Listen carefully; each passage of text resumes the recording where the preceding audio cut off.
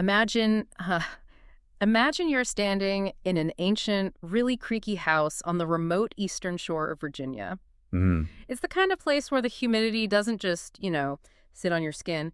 It hangs in the air like a wet wool blanket, just pressing down on you. Yeah, a really heavy, suffocating kind of heat. Exactly. So you're standing near this massive 17th century brick fireplace. You look down and your eyes lock onto a heavy wooden trapdoor that's built flush into the floorboards, Right. and you pry it open. Instantly, you're hit with the smell of damp earth, centuries of settled dust, and the sharp, almost medicinal tang of old, dried herbs rising up from the root cellar below. It paints such a vivid picture. It does, right. It's a perfectly quiet. And then, completely out of nowhere, you feel a sudden, inexplicable puff of cold air right on the back of your neck. Oh, wow. You spin around, but the room is entirely empty. That bone-chilling sensation, that feeling of overlapping worlds is exactly where we are taking you today. Welcome back to another deep dive. The atmosphere you just described, it captures the exact tension we are exploring today. Yeah. We're looking at a really deeply layered piece of source material. And what stands out immediately is how it uses that sense of profound isolation to build dread. Yeah, today's focus is the novel Turn Off the Light by Jacquie Walters. Right. Listeners might know her work as an Emmy-nominated screenwriter or from her previous thriller, Dearest. Right, Dearest was great. But with Turn Off the Light, she has crafted this intensely atmospheric supernatural thriller. It essentially blends historical fiction with modern-day psychological horror. It really does. And our goal today is to unpack this intricate dual timeline narrative. We are going to unravel the mystery of this haunted house, a sister who has been missing for 20 years, and a 400-year-old secret buried beneath the floorboards. And we want to go beyond just cataloging the supernatural scares. Exactly. We are going to synthesize why this ghost story functions as a profound exploration of generational trauma, the complex weight of motherhood, and the devastating burden of family secrets. Because it is a narrative that really demands careful deconstruction. The way Walters weaves these two distinct eras together, it requires us to look at the mechanics of the haunting, rather than just accepting it at face value. Okay, let's unpack this. We will be moving through this story by looking at the specific environments and the psychological states of our two protagonists. Right, we have Edith in 1630 and Claire in the present day. Yes, we'll explore the 1630 timeline with Edith first, who is navigating this highly suspicious, puritanical society. Then we'll examine the present day with Claire, a modern mother grappling with a pretty fractured family. And we'll analyze the terrifying occurrences that plague them both. Yeah. And finally, we will dissect the climax where these two eras violently intersect. But to really understand how these timelines interact, we have to start with the physical setting itself. Because the house isn't just a backdrop. No, not at all. It essentially functions as a living entity. Right. It absorbs and reflects the trauma of its inhabitants. The physical space is paramount here. If you look at the geography, the story is set in Cape Chase, on the remote eastern shore of Virginia. Which is such a specific location. It is. This is a maritime community that is geographically detached from the mainland. It is connected only by an 18-mile-long bridge tunnel. So right from the outset, the isolation isn't just a feeling, it is a topographical reality. Yeah, when Claire drives her rental car over that 18-mile bridge, you really feel that physical detachment. She's bringing her 4-year-old daughter, Julia, from Los Angeles to this tiny town of 2,000 people. Quite a culture shock. Oh, definitely. And the house they pull up to is this stately 2-story red brick structure. It's one of the oldest properties in the area, dating all the way back to the 17th century. And the architecture of Claire's childhood home is described with very deliberate, tactile detail. This isn't just old for the sake of being old. No, there's a real weight to it. Exactly. You have these wide wooden floorboards in the foyer with irregular gaps caused by centuries of swelling and shrinking in the harsh sea air. You have hand-forged, square-headed nails. Oh, and the oakum. Yes. Crucially, there are gaps in the construction filled with oakum. For those who don't know, oakum is essentially old rope saturated with pine tar. Which smells incredibly strong, right? Very strong. It was traditionally used for caulking wooden ships, but these early maritime homeowners adapted it to keep out moisture and insects. It gives the house a very specific, almost maritime texture. It reinforces the idea that this house is like a vessel adrift in this isolated landscape. Precisely. I found the description of the Inglenook fireplace particularly compelling. It's the crown jewel of the house, with the original exposed brickwork and heavy timber beams. But there's something wrong with it. Yeah, Walters includes a detail that feels deeply unsettling. The fireplace has a subtle tilt to the left. The mortar has fractured into these fine, spidery lines. The text actually describes the house as bearing the wrinkles of stress and worry from a long-ago earthquake. Right, an earthquake that shifted things deep beneath the foundation. The physical structure is literally carrying the scars of geological trauma. That framing is essential. The house isn't pristine, it's damaged, much like the people inside it. And just a few feet from that hearth is the trapdoor to the root cellar. Which is really the heart of the whole story. It is the central axis of the entire narrative. What is so interesting to observe is how the cellar functions entirely differently depending on the timeline. Right. In the 1630 timeline, it is a sanctuary. It's a small, 6 by 10-foot room with uneven stone steps filled with clay pots and bundles of dried herbs. It is the one place where Edith, our historical protagonist, feels a real sense of control and safety. But in the present day, for Claire and her family, that exact same space is a place of absolute dread. It's just a dark, heavy void beneath their feet. The modern family actively avoids it. It's fascinating how a space can retain a feeling of weight, even when the original context is lost to time. It raises a psychological point about spatial memory. Spaces take on the emotional resonance of the events that occur within them, which brings us to the individuals occupying these spaces. Let's talk about Edith first. Right, so in 1630 we have Edith. She is a healer and an herbalist, and she is deeply isolated from her neighbors, who view her practices with intense suspicion. There's a really revealing line in the text where Edith notes her preference for plants over people. She says that roots are more honest than men. Yes, because they never ask questions she doesn't wish to answer. I think it perfectly encapsulates her defensive posture toward the world. She is navigating a profoundly puritanical society, where a woman relying on instinct, nature, and specialized knowledge is inherently threatening to the social order. And contrasting her, we have Claire in the present day. Claire is a single mother living in LA. She fled her hometown years ago, but she is now forced to return to this remote house with her 4-year-old daughter. Because Claire's father is dying of severe dementia. The emotional weight of that return is palpable. It makes you, the listener, consider your own relationship with your childhood home. Do the walls hold memories that feel physically heavy? Yeah, exactly. When Claire crosses the threshold of that house, she observes how returning to the place of your youth can completely rewind your emotional intelligence. Oh, so true. Despite being a successful adult in Los Angeles, she instantly reverts to feeling like an angsty, defensive teenager, particularly around her sister, Tilly. That regression is a very common psychological phenomenon when people return to environments associated with past family dynamics. You just fall right back into your old roles. You do. And the author uses the dual timelines to demonstrate how both Edith and Claire are trapped by their environments, albeit in different centuries and under completely different pressures. This structural choice forces us to look for the parallels in their struggles. And that parallel becomes very clear when we look closely at Edith's timeline in 1630. There's a specific inciting incident that disrupts her carefully maintained isolation. The omen of the apple. Yes, the apple. One morning, Edith finds a firm, perfect red apple sitting near her hearth in the early morning light. Now, considering the geography we just discussed, the sandy, low-lying ground of the eastern shore does not provide the correct soil or climate for apple trees. Right. It is virtually impossible for an apple to be sitting on her floorboards. I was struck by how Edith attempts to process this anomaly. She doesn't immediately jump to the supernatural. No, she tries to rationalize it. She tells herself that perhaps an animal ferried it from a neighbor's yard miles away, climbed up, and dropped it through her window. It is a constant battle between her logical brain, which she has honed to protect herself in a society looking for any excuse to condemn her, and her deep-seated instincts. Instincts which are screaming at her that this is something unnatural. And those instincts are validated shortly after. She eats half of the apple, and when she throws the core into the hearth fire, she swears she sees the flames actually jump. Almost reacting to the object. It's a subtle detail, but it establishes that the normal rules of physics are beginning to fray in this house. And this fraying reality occurs just as the demands on her as a healer really intensify. Her only friend, Grace, comes to the house in an absolute panic. Right.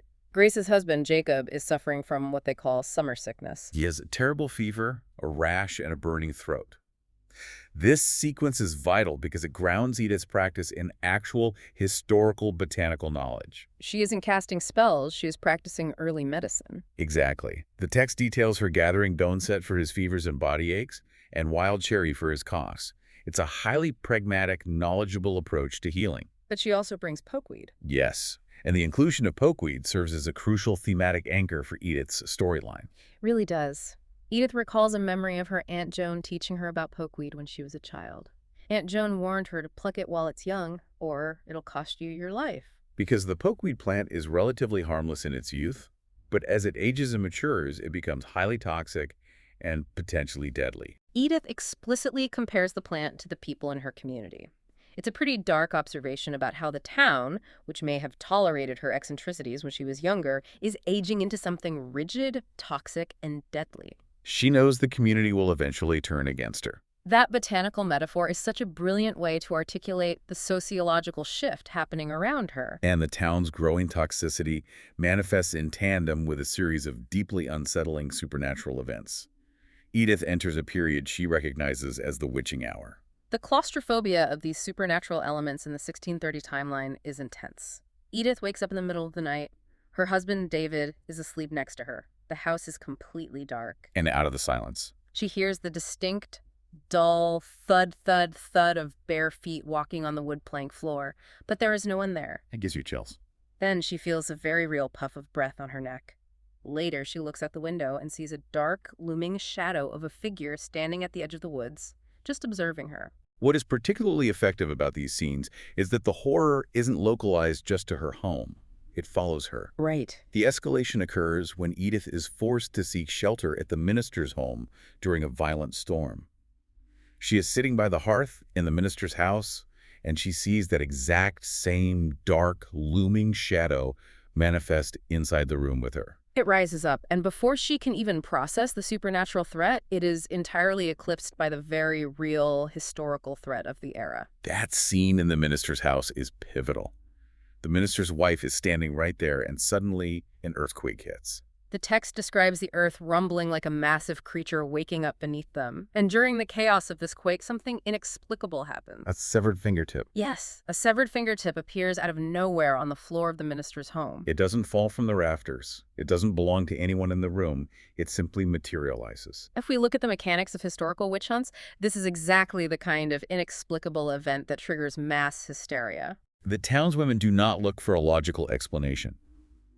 In a state of sheer terror from the earthquake, they immediately weaponize this anomaly against Edith. They look at the outsider, the herbalist, the woman who perhaps didn't show the appropriate level of fear when the earth moved. And they accuse her of conjuring the severed finger, of walking in two worlds, and of being possessed. I found myself wondering why the leap to witchcraft was so instantaneous. But given the context of the era, the community needed a scapegoat for their terror. And Edith knows precisely what this accusation means. She understands that she will hang from a tree or burn at the stake if she remains in Cape Chase. So she makes the immediate decision to flee to mainland Virginia. But her escape requires a devastating sacrifice. She realizes that if she leaves her root cellar intact, her husband or the townspeople will eventually find her stores. They will find the herbs, the tinctures, her entire life's work. And they will present it to the magistrate as irrefutable proof of her witchcraft. She recognizes that the space she considered her only sanctuary is now the very thing that will condemn her. The pragmatism of her choice doesn't lessen the tragedy of it, though. She goes down into the root cellar, taking a ragged wick and her mother's firestone. She reasons with herself that it is better to lose her craft than to lose her soul or her life. She strikes the flint, lights the torch, and throws it into the cellar. The heat causes the glass jars of chamomile and sage to shatter. She deliberately burns down her own sanctuary to cleanse what the town would call the devil's taint, ensuring she leaves no evidence behind. The destruction of the cellar is a profound erasure of her identity. It's a traumatic event that physically scars the foundation of the house. And that physical scar serves as the connective tissue when we fast forward almost 400 years to the present-day timeline. Because the modern family occupying this exact same house is grappling with a trauma that feels just as consuming as a witch hunt. Exactly. The transition to the present day shifts the focus from historical persecution to profound family grief. We are introduced to the central wound of the Fern family. The disappearance of Gabby, the oldest of the three sisters. She vanished without a trace when she was 18 years old, That was 20 years ago. and the family has been frozen in time ever since. The concept of ambiguous loss is highly relevant here. When a family member disappears, there is no closure, no funeral, no mourning process. The grief is unending because hope, however slight, remains. Right.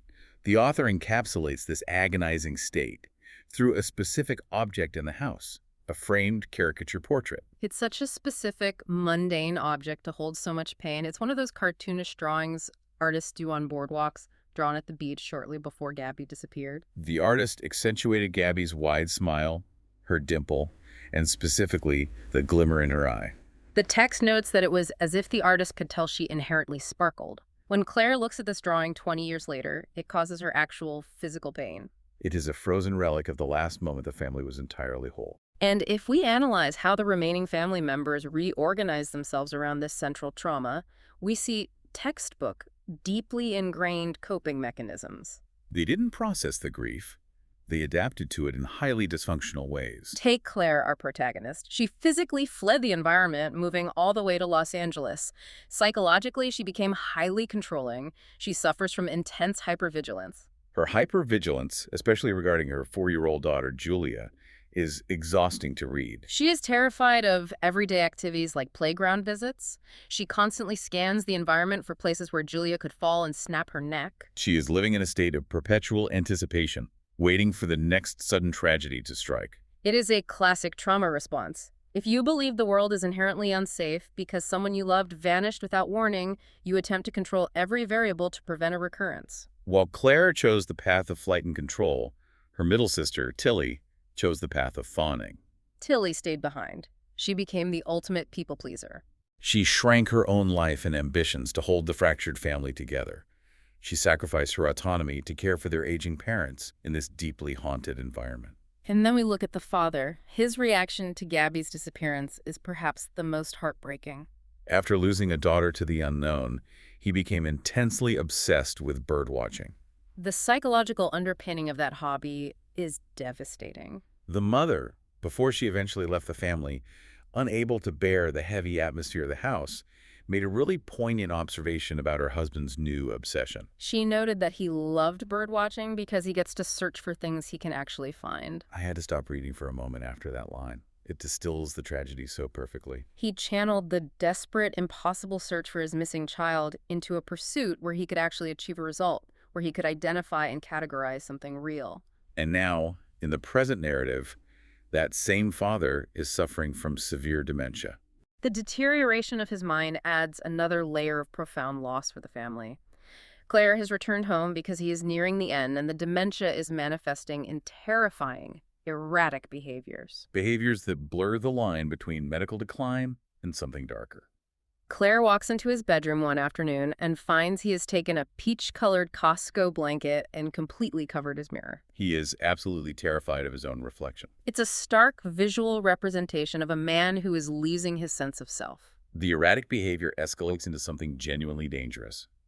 One night, Claire is awakened by a noise. She goes downstairs to the kitchen and finds her father standing at the sink, gripping a pair of bloody gardening shears. He has injured his own forehead. He is staring blankly, completely disconnected from reality, and he repeatedly screams at Claire that they need to cut the devil out.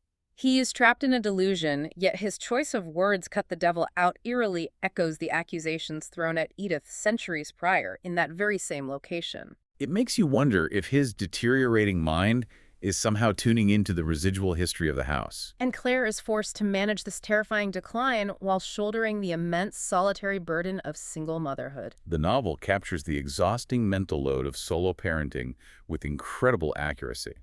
Her ex-partner is entirely absent.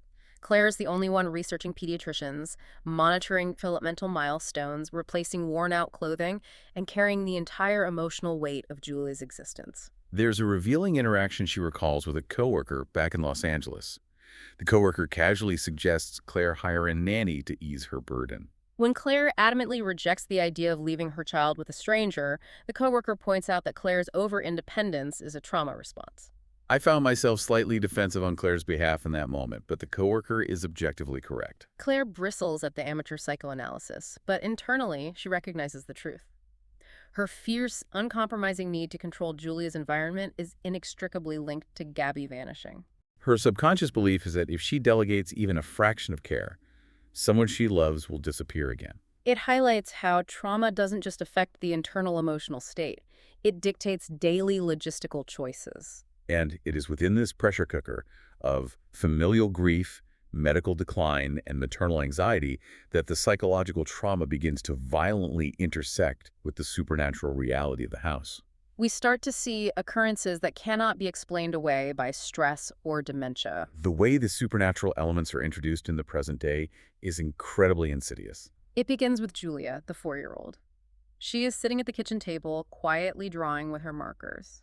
Claire casually glances at the paper and her blood runs cold. Julia has drawn a brightly colored geometric flower pattern, perfectly enclosed within a circle. It's a daisy wheel. Here's where it gets really interesting. We need to pause and examine the significance of the daisy wheel. In the context of 17th century folklore and architecture, a daisy wheel, or a hexafoil, is an apotropaic mark. An apotropaic mark. Yes. These were symbols carved into the timber frames of homes, often near entry points or fireplaces, specifically designed to trap evil spirits or ward off witches. The geometry was believed to confuse malevolent entities, trapping them in an endless loop. And what terrifies Claire is that this exact symbol is carved into the blackened, charred 17th century center beam down in the root cellar. A cellar that Julia has been explicitly forbidden from entering. And a historical carving of 4-year-old from Los Angeles should have absolutely no knowledge of. It's the first undeniable piece of evidence that the history of the house is bleeding into the present. The supernatural intrusion quickly moves from the visual to the auditory. The house features an old, manual dumbwaiter, sealed shut and painted over, hidden behind the kitchen wall. One night, while getting a glass of water, Claire distinctly hears the heavy gears and thick ropes moving inside the wall. A rhythmic, deliberate scrape, scrape, scrape. I initially wondered if she was just experiencing an auditory hallucination brought on by exhaustion. But the sound triggers a devastating, highly specific flashback for Claire. It transports her right back to her last conversation with Gabby 20 years ago. Gabby had been terrified, claiming she could hear the dumbwaiter moving on its own. But teenage Claire was dismissive and annoyed, assuming Gabby was just being dramatic. The resurfacing of this memory forces Claire to confront her immense survivor's guilt. We learn that the last words Claire ever spoke to her sister were incredibly cruel. When Gabby expressed a desperate desire to leave the house, Claire snapped at her, saying, "Fucking leave already. Disappear if that's what you're so desperate to do." It's a gut punch. Gabby walked out the door and vanished, essentially fulfilling Claire's angry command. And now, 2 decades later, Claire is standing in the same kitchen, hearing the impossible sound of those gears moving, forced to reconcile her teenage cruelty with the reality that Gabby might not have been making it up. The haunting escalates from auditory phenomena to visceral physical attacks. The sequence involving the shadow figure is a masterstroke of body horror. Claire is exhausted, attempting to sleep in the guest room next to Julia. She feels the mattress physically dip beside her. A dark, shadowy figure, strikingly similar to the one Edith saw outside her window in 1630, is hovering over her. A soft, indistinct voice whispers, "It's just me." Claire is entirely paralyzed by a profound, suffocating fear. The aftermath of that night is incredibly difficult to read due to the sensory details. She wakes up the next morning, and Julia innocently points out that Claire's hand is bleeding. Claire looks down at her left ring finger. The fingernail is loose and throbbing with a dull ache. In a state of rising panic, she goes to the bathroom to examine it. As she touches it, the nail slides completely off the skin. The author does not shy away from the gruesome reality of this injury. It isn't a clean break. Not at all. Claire holds the detached nail up to the harsh bathroom light. There are stringy bits of raw flesh, actual fragments of her own skin, hanging from the underside of the nail like tiny, bloody tentacles. Repulsed and terrified, she throws it into the toilet and flushes. But the nail swirls in the bowl and comes back up. She has to flush the toilet repeatedly, almost frantically, to force the piece of herself to disappear. While deeply unsettling, this visceral scene is actually a critical mechanical clue for the narrative's climax. It establishes that physical matter is being displaced. The author uses these intense interactions with mundane household elements to build an atmosphere of inescapable dread. Another prime example of this technique is the ongoing tension surrounding the garbage disposal in the kitchen sink. The setup for the garbage disposal is agonizingly slow. Early in the book, Tilly is cleaning up and uses her bare fingers to push food down the drain. Claire witnesses this and has a severe panic attack. She explains to Tilly that she has a deep-seated phobia of the disposal turning on while someone's hand is inside. Tilly brushes it off, attributing it to Claire watching too many horror movies. It initially reads as just another quirk of Claire's intense hypervigilance. It functions as a brilliant piece of misdirection. We are primed to view Claire's fear as an overreaction, a symptom of her trauma, but it is actually a dark, deliberate setup. Later in the narrative, the family is operating under extreme stress. Tilly is cleaning the sink in the dark and asks her husband, Peter, to turn on the kitchen light. Peter is deeply distracted and agitated by the escalating events in the house.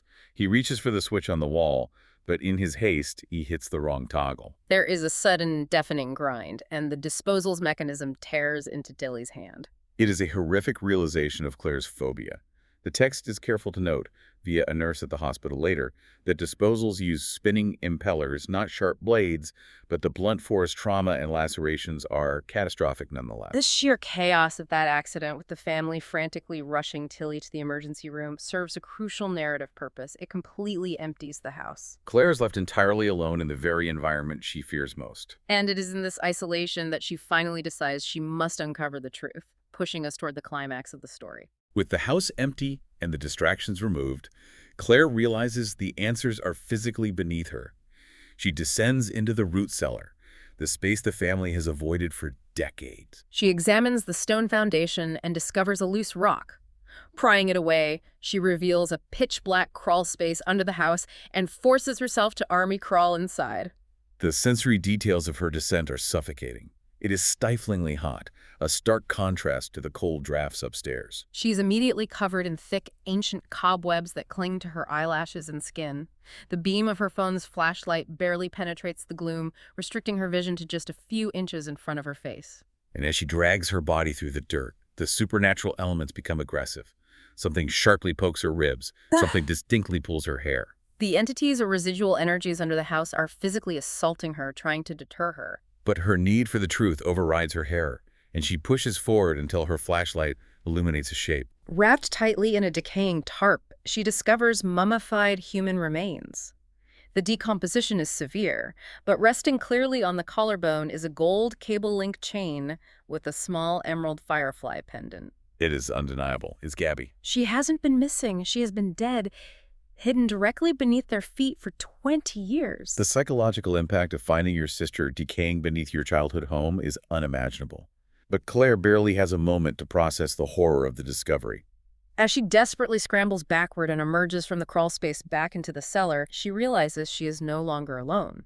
Peter, her brother-in-law, has returned from the hospital. Peter is standing there, and the expression on his face tells Claire everything. The mystery shatters in an instant. Confronted with the unearthed remains, Peter's facade crumbles, and he confesses the entire horrifying truth. I found the reality of Gabby's death to be profoundly tragic because of its sheer senselessness. It wasn't a premeditated murder or a supernatural abduction. Peter reveals that 20 years ago, his father, who was an abusive alcoholic, was giving teenage Gabby a ride home. An argument escalated, and his father attempted to physically strike Peter. Gabby, acting on her instinct as a protective older sister, stepped between them to block the punch. Peter's father struck Gabby instead.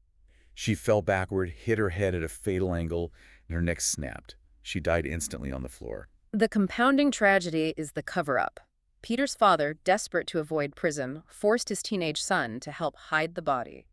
Knowing the architectural layout of the Fern family home from a previous summer job, they concealed her in the hidden crawl space. Peter has lived with this soul-crushing secret his entire adult life. He even married into the family, marrying Tilly, tying himself permanently to the house and the people he destroyed, living every single day in the shadow of his own crime. It is a grotesque level of compartmentalization. And now that Claire knows the truth, Peter's deeply ingrained instinct for self-preservation takes over. He realizes he cannot allow Claire to leave that kitchen alive. But rather than using a weapon, which would leave obvious evidence of a struggle, he weaponizes Claire's own biology against her. He knows Claire has a severe, deadly food allergy. In a terrifying struggle, he overpowers her and forces her to ingest her allergen. He then methodically searches her pockets and hides her EpiPen. The author's description of the ensuing anaphylaxis is clinically precise and utterly terrifying. Anaphylaxis is a systemic, catastrophic physical reaction. The text details Claire's lips swelling to twice their normal size, restricting her airway. Her vision begins to blur as her blood pressure plummets. Her internal organs feel as though they are burning and itching simultaneously. She vomits uncontrollably as her body tries to purge the toxin. And throughout this agonizing process, Peter physically pins her down to the kitchen table. He is crying, repeatedly apologizing to her, but he is actively watching her suffocate to death to protect his secret. It is a chilling juxtaposition of remorse and ruthless self-interest. What's fascinating here is this is the moment where the narrative architecture of the entire novel, fascinatingly converges. As Claire's vision tunnels and she is mere seconds away from losing consciousness and dying, a massive fire suddenly and violently erupts in the root cellar directly beneath them. The explosion of heat and smoke blasts up through the floorboards with incredible force. The suddenness of the fire startles Peter so completely that he breaks his physical grip on Claire. Panicking at the rapidly spreading flames, he abandons her and flees the house. The smoke and visible flames quickly draw the attention of the neighbors and the authorities, who arrive in time to administer aid and ultimately save Claire's life. At first glance, it appears to be a miraculous, albeit convenient, intervention. But the author has laid the groundwork for a much more complex explanation. When Claire eventually recovers from the anaphylaxis and the authorities allow her back into the partially damaged house, she inspects the cellar and realizes something that defies logic. The fire that nearly burned the house down didn't leave a new scar. Claire looks at the centuries-old center timber beam, and the burn pattern hasn't changed. It is the exact same blackened char mark that has been there since she was a child. The realization hits her with staggering force. The fire that erupted in the present day to save her life is the exact same fire that Edith started in 1630 to destroy her herbs and escape the witch trial. This revelation fundamentally recontextualizes the entire novel. The cosmology of the book dictates that time in this specific geographical location is not linear. It is stacked. The past and the present are not sequential. They are occupying the exact same physical space simultaneously. When the boundary between these stacked layers thins, often due to intense emotional or physical trauma, objects, sounds, and actions bleed through the centuries. It is such an intricate concept, and once you grasp it, all the bizarre, seemingly disconnected clues from earlier in the narrative synthesize perfectly. Let's look back at the mysterious apple Edith found on her hearth in 1630, the one that couldn't possibly grow in the sandy soil of the Eastern Shore. Exactly. In the present-day timeline, there is a brief moment where Claire drops a grocery bag in the kitchen and a few apples spill out. One rolls away into a dark corner and vanishes.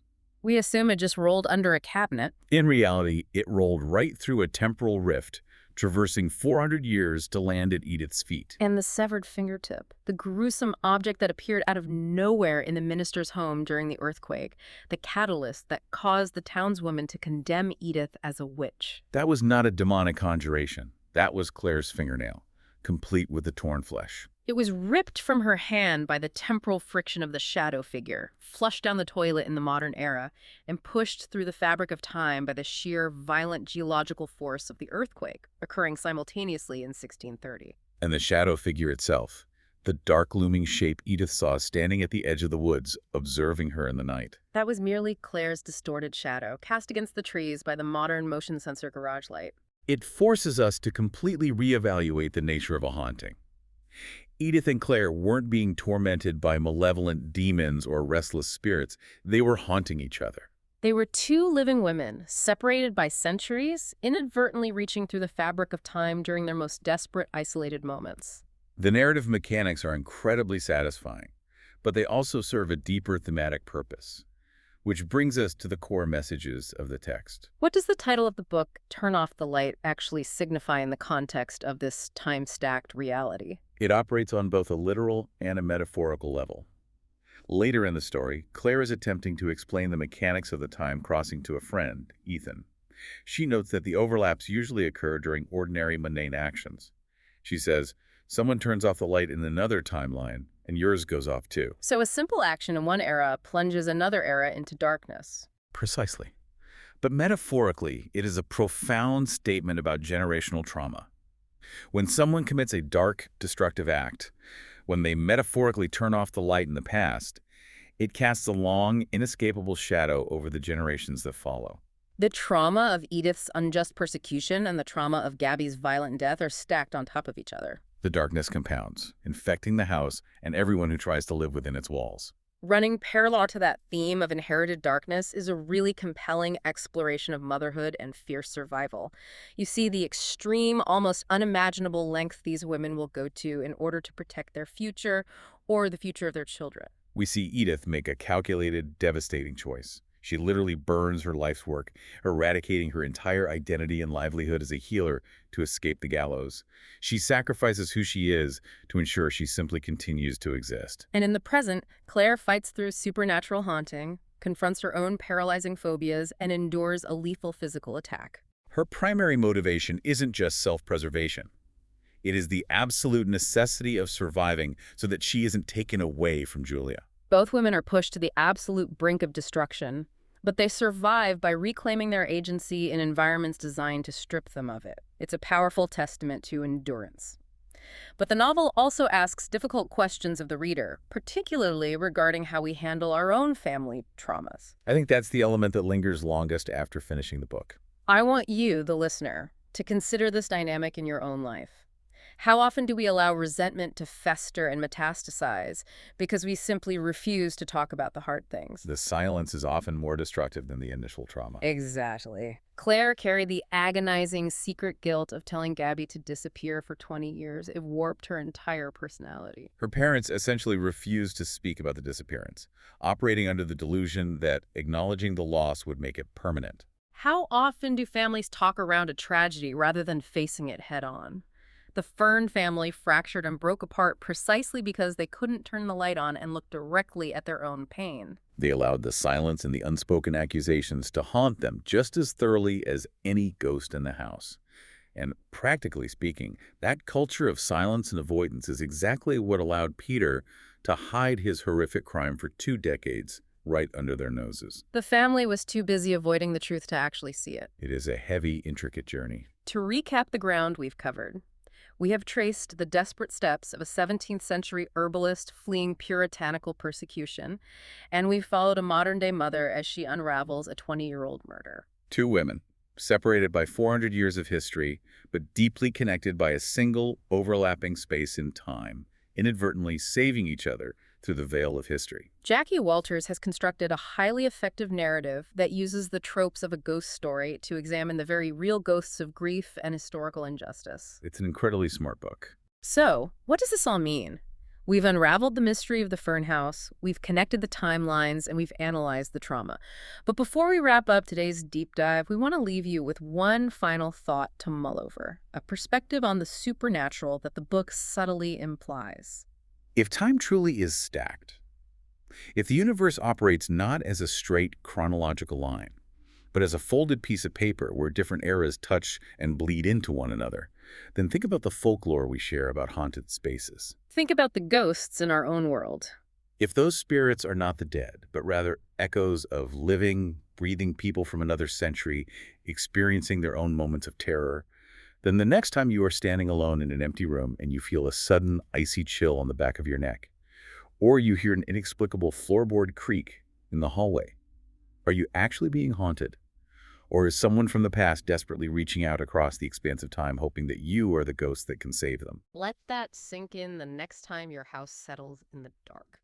Thank you so much for joining us on this deep dive. It has been incredibly rewarding to unpack this story with you. Be sure to keep your lights on tonight. We'll see you next time.